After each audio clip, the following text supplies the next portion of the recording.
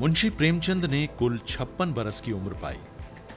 माली एतबार से एक आजमाइश भरी जिंदगी गुजारी, सेहत की खराबी का दुख झेला, अंग्रेजी हुकूमत के खिलाफ अपने इनकलाबी तसव्वुरात, गांधीवाद से अपनी जहनी हमाहंगी, हिंदुस्तानी समाज की फरसूदा रस्मों से अपनी बगावत और अपनी दर्दमंदी, इंसान दोस्ती और रवादारी के बायस मुंशी प्रेमचंद ने एक सीधी, सच्ची, सरवतमंद जहनी जिंदगी गुजारी। उन्हें हमेशा यह एहसास रहा कि हिंदुस्तान दरअसल देहात में बसता है। उन्हें हिंदुस्तानी समाज में छोटे बड़े, ऊंच नीच की तकसीम और तबकाती कशमकश के एहसास ने भी परेशान रखा। अछूतों के हालतजार, औरतों की बेबसी, किसानों और मजदूरों की बदहाली पर भी वो जिंदगी भर कुढ़ते रहे। खुलूस और दूसरों के दुख बांटने की इसी रविश ने प्रेमचंद की तहरीरों को एक कौमी तमसील की हैसियत अता की। इतने इम्तिहानों से गुजरने के बावजूद प्रेमचंद ने एक मसरूफ और सरगर्म अदबी जिंदगी गुजारी। 300 से ज्यादा कहानियां, 1 दर्जन के करीब नॉवल, मज़ामीन, ड्रामे, कॉलम प्रेमचंद को एक बड़े कौमी मेमार के तौर पर सामने लाते हैं। उनकी जबान से उनका समाज बोलता है। प्रेमचंद की हैसियत अपने एतराफ की समाजी और मुआशरती और मादी जिंदगी की सच्चाइयों से पर्दा उठाती है। 20वीं सदी की अदबी रवायत यानी उर्दू की अदबी रवायत पर जब हम नज़र डालते हैं तो ऐसा लगता है कि उस सदी में शायरी और नस्र के हिसाब से 2 शख्सियतों ने आपस में एक समझौता कर लिया था, यानी एक बंटवारा हो गया था। शायरी जो है वो लिखी गई इकबाल के नाम। नस्र में सच्ची बात यह कि सबसे बड़ी शख्सियत जो उभरती है उस सदी की, वो शख्सियत है मुंशी प्रेमचंद की। मुंशी प्रेमचंद पर इस वक्त हम बातें करेंगे और इस गुफ्तगू के लिए हमारे सामने जो मेहमान हैं दोनों, एक तो हिंदी के मशहूर कथाकार, जामिया मिल्लिया इस्लामिया में हिंदी के साबिक सदर शोबा अब्दुल बिस्मिल्लाह साहब हैं, जिनका नावल झीनी झीनी मोरी बीनी चदरिया, इनकी दंत कथाएँ, इनकी कहानियाँ, इनके ड्रामे, जिन पर बहरहाल ये कि बहुत बहस होती रही, गुफ्तगू होती रही, वो हमारे साथ मौजूद हैं। प्रेमचंद से एक रिश्ता और उनका ये भी है कि प्रेमचंद ने अपनी ज़िंदगी का आगाज़ एक तरीक़े से बनारस से किया था, लुमहीपुर से, और हमारे अब्दुल बिस्मिल्लाह साहब ने भी बनारस में बहुत लंबा अरसा गुजारा है और बनारस को मौजू बना करके बनारस की ज़िंदगी के पस मंज़र में, पृष्ठभूमि में एक नावल जो लिखा है भीनी भीनी मोरी बीनी चदरिया।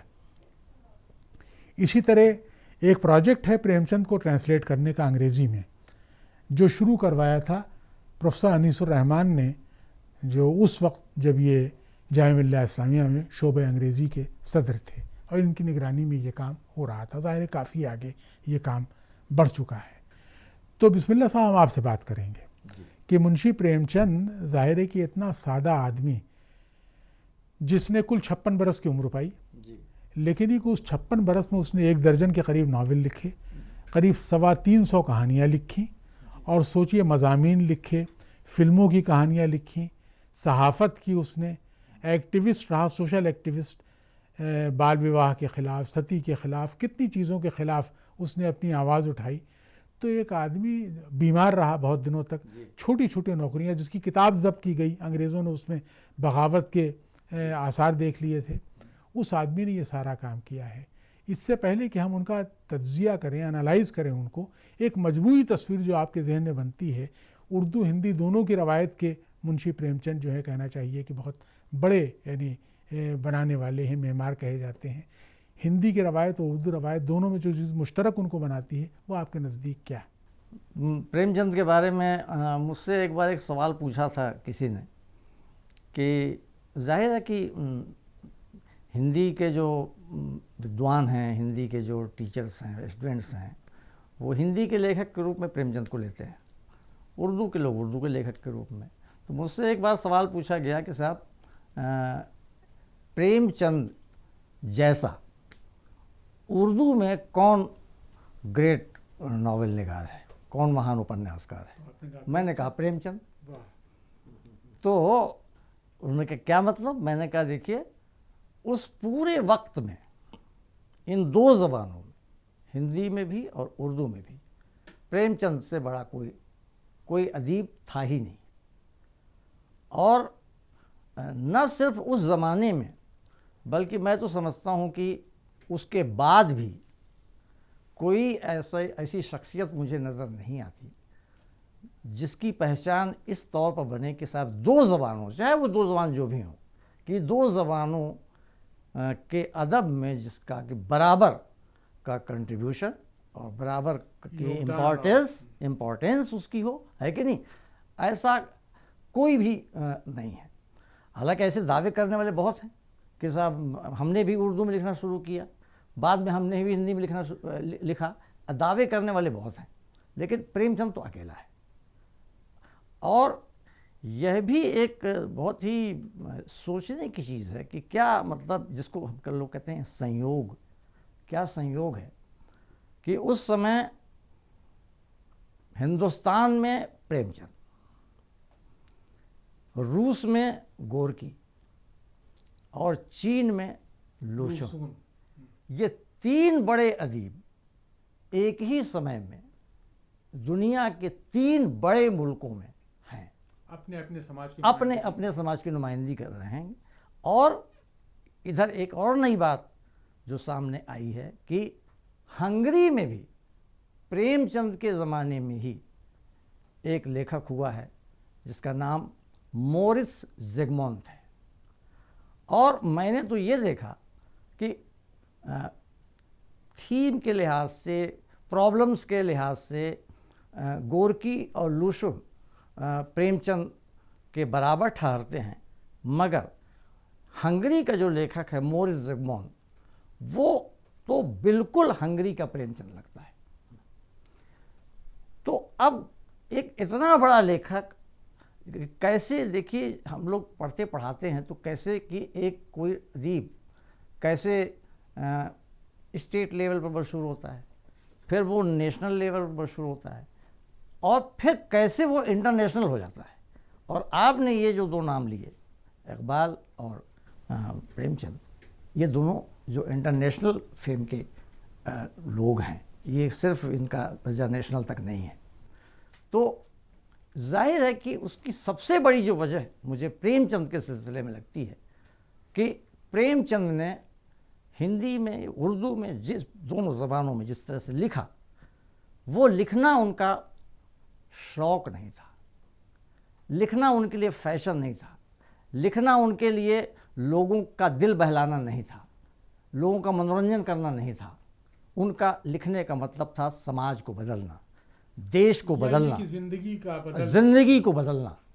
और एक मिशन के तौर पर उन्होंने, मिशनरी जो स्पिरिट होती है, उस तौर पर लिखने वाला वो अकेला लेखक प्रेमचंद। एक बात अनीस मुझे बार बार ख्याल आता है, आपने अपने हेडशिप के ज़माने में पहले एक सेमिनार भी किया था ट्रांसलेशन पर, और प्रेमचंद का जो ट्रांसलेशन प्रोजेक्ट है जिसमें उनकी चीज़ें अंग्रेज़ी में की जा रही हैं, मैं ट्रांसलेशन को बहुत बड़ी ज़रूरत समझता हूँ आज की दुनिया की, क्यों अगर ट्रांसलेशन ना होता तो मैंने दुनिया की बहुत सी चीज़ें न पढ़ी होती। इसलिए दो ज़बानें जानना दो आदमी होने के बराबर होता है।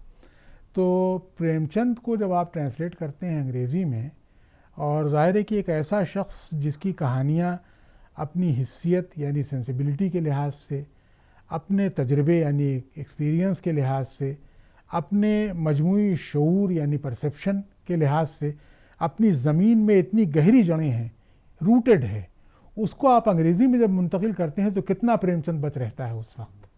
बहुत दिलचस्प सवाल है, लेकिन मेरा ख़्याल ये है कि ये सवाल सिर्फ प्रेमचंद के ताल्लुक़ से नहीं इसका जवाब दिया जा सकता।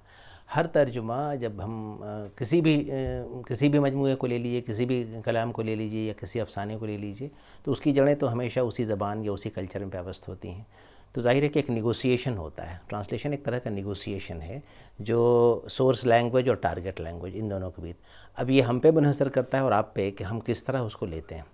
जब ये काम हम लोग कर रहे थे तो मुख्तलिफ़ लोगों से ये तर्जुमे हमने कराए, और जब उसको एडिट करने बैठे तो बड़े दिलचस्प तजुर्बे सामने आए।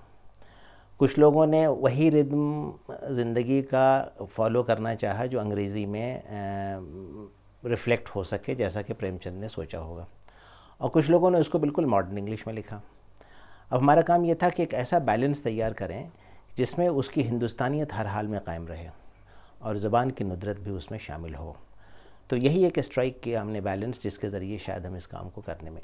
लेकिन प्रेमचंद उससे ज़्यादा इम्पॉर्टेंट ये है जो हमें अपने ध्यान में रखना चाहिए कि 75 साल के आसपास हो गए उनको, उनके इंतकाल को।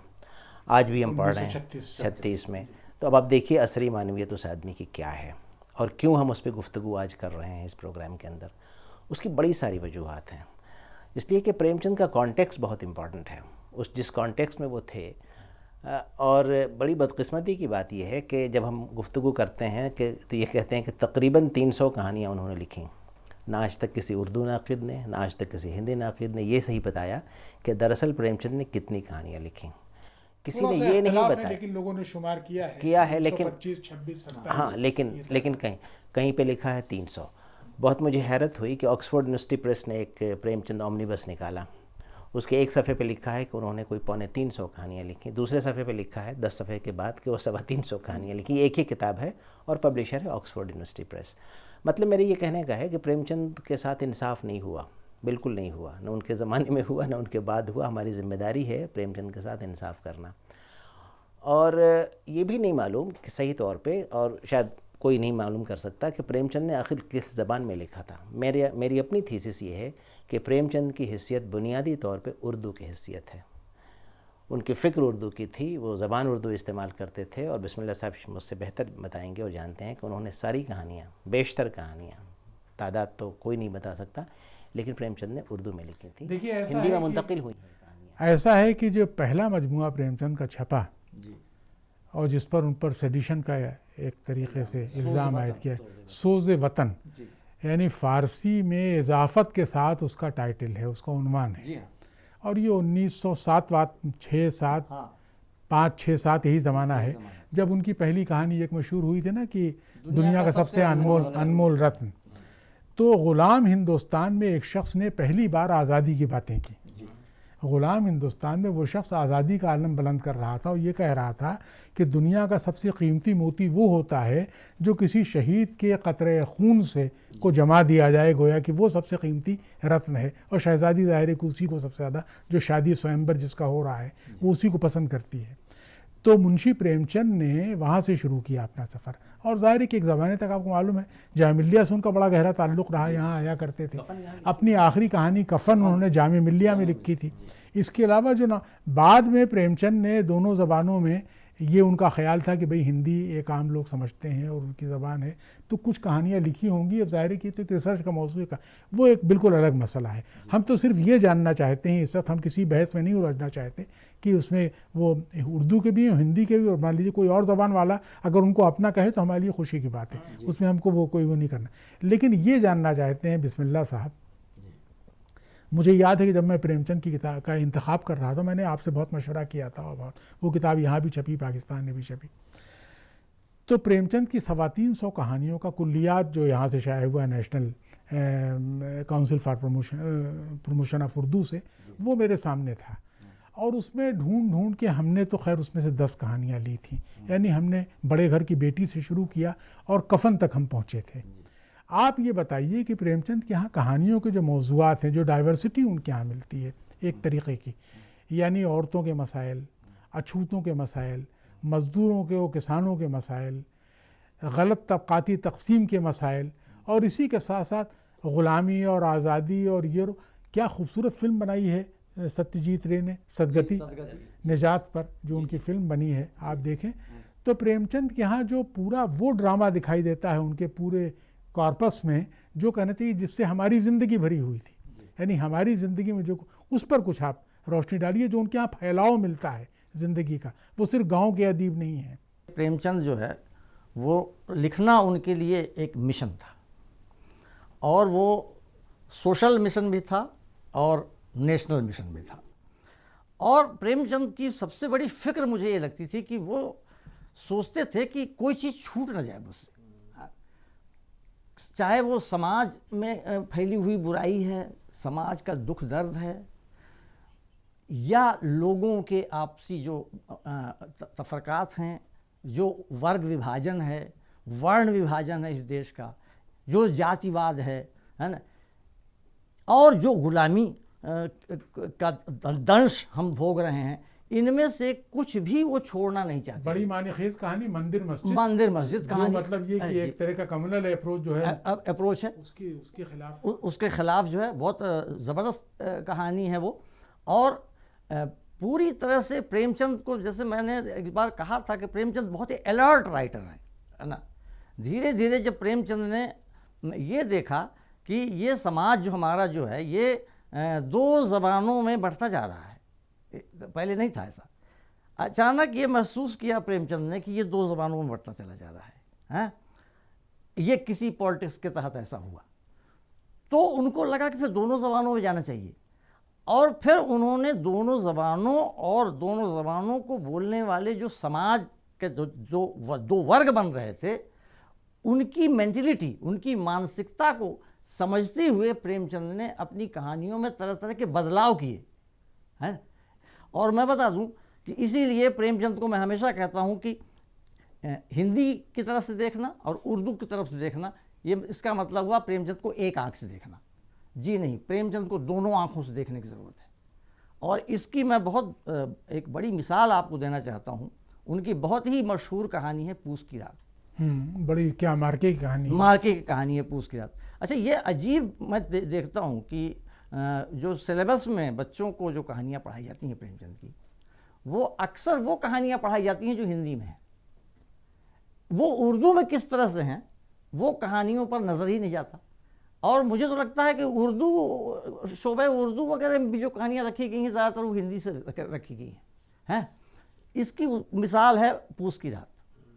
पूस की रात कहानी पर एक इल्ज़ाम लगा कि साहब ये पलायनवादी कहानी है, क्योंकि जो उसका कहानी का जो अंत होता है, ख़ात्मा होता है, उसमें ये होता है खेत चढ़ गए हैं जानवर रात में, तो वो जो हल्कू है जिसका खेत है वो कहता है चलो अच्छा हुआ, अब जाड़े की रात में यहाँ सोना तो नहीं पड़ेगा और अपने कुत्ते को। हाँ, अब इसका मतलब कि एक किसान कैसे कह सकता है, उसका खेत उजड़ गया और वो ये कैसे कह सकता है कि चलो अच्छा हुआ, अब जाड़े की रात में यहाँ हमको रहना तो नहीं पड़ेगा। नहीं, जाड़े का मुकाबला किस तरह मुकाबला अच्छा किया जिस तरह से है उसका है जिक्र, और ये यहाँ से एंड है कहानी का।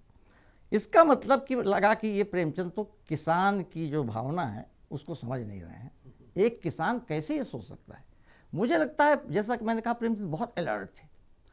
इस कहानी को बढ़ाया उन्होंने उर्दू में।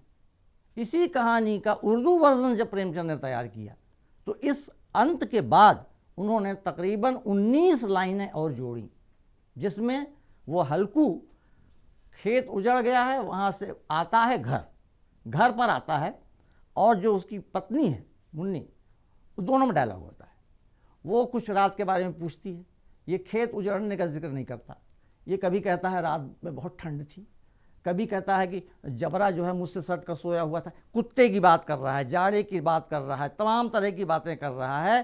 खेती उजड़ चुकी है, ये पत्नी को मालूम है खेती उजड़ चुकी है, और जब वो कहती है कि ऐसा ऐसा हो गया तो वो झल्लाता है। तो जब झल्लाता है तो ये भी झल्लाती है और कहती है तो फिर छोड़ दो खेती बाड़ी। तो हल्कू कहता है चाहे कुछ भी हो जाए मैं खेती का काम ना बिगाड़ूंगा। इसके अलावा अभी देखिए अनीस साहब, यही मैं सोच रहा था कि ये जो पूरी सेंसिबिलिटी है प्रेमचंद की, उसमें एक ख़ास तरह की इंडियननेस मिलती है। एक मैलान मराठी से शुरू हुआ था और फिर हिंदी में, उर्दू में, सब में आया, नेटिविज़म का, यानी एक देसीपन। और मकरंद परांजपे ने एक किताब ही जो मुरतब की है, अंग्रेज़ी में है वो किताब, और ज़ाहिर है कि वो चला सिलसिला। तो एक नेटिविज़म का जो पूरा मैलान है, ये कुछ लोगों का इल्ज़ाम है कि लिखने वाले को महदूद करता है, और उसका जो एक बैनुल अक़वामी या एक जो वसत फैलाव होना, यूनिवर्सलिज्म होना चाहिए, उसके उलट के तौर पर देखते हैं। लेकिन मसला ये भी पैदा होता है कि मिसाल के ऊपर टॉल्स्टॉय को आप देखिए। टॉल्स्टॉय जितने कट्टर रूसी हैं उतने ही बड़े यूनिवर्सल, एक कहना चाहिए, एक अपील रखने वाले अदीब के तौर पर हमारे सामने आते हैं। इसी तरीके से और ज़बानों में आपको लोग मिलेंगे कि जो कहना, जैसे ओरहान पामुक हमारे ज़माने में है कि जो कहना चाहिए कि साहब तुर्की के कल्चर से गैर मामूली मोहब्बत करने वाला हिंदुस्तान बराबर आता रहता है। वो इस वक्त दुनिया के सबसे बड़े अदीबों में उसका शुमार आता है। अभी मैंने एक तकरीर में ये सुना कि इस वक्त दुनिया में 100 जो सबसे ज़्यादा बाअसर आवाज़ें हैं उनमें एक आवाज़ ओरहान पामुक की है। तो वो अपने तुर्की से एसोसिएशन या लगाव के बावजूद दुनिया भर को एक तरीके से रिप्रेजेंट करता है उसका। मैं तो खैर बहुत बड़ा शायदाई हूँ उसका।